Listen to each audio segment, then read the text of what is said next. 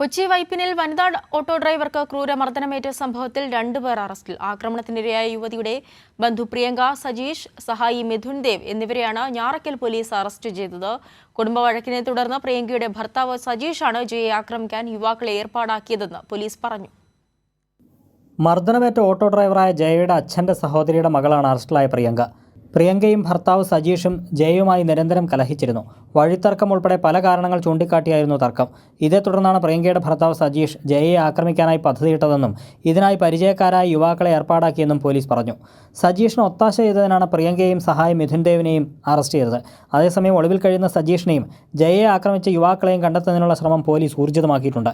തിങ്കളാഴ്ച രാത്രിയിലായിരുന്നു വൈപ്പിൻ പള്ളത്താംകുളങ്ങരയിലെ ഓട്ടോ ഡ്രൈവറായ ജയയ്ക്ക് ക്രൂരമർദ്ദനമേറ്റത്. യാത്ര പോകാനായി ഓട്ടോയിൽ കയറിയ 3 യുവാക്കളാണ് കുഴിപ്പള്ളിക്ക് സമീപം ചാത്തങ്ങാട് ബീച്ചിൽ വെച്ച് യുവതിയെ ക്രൂരമായി മർദ്ദിച്ചത്.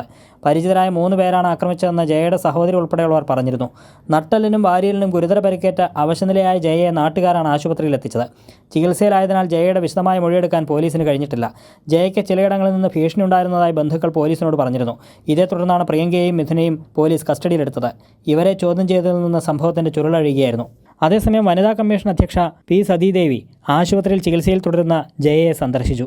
സംഭവത്തിൽ സ്വമേധയാ കേസെടുത്തതായി വനിതാ കമ്മീഷൻ അറിയിച്ചു. കൈരളി ന്യൂസ്, കൊച്ചി.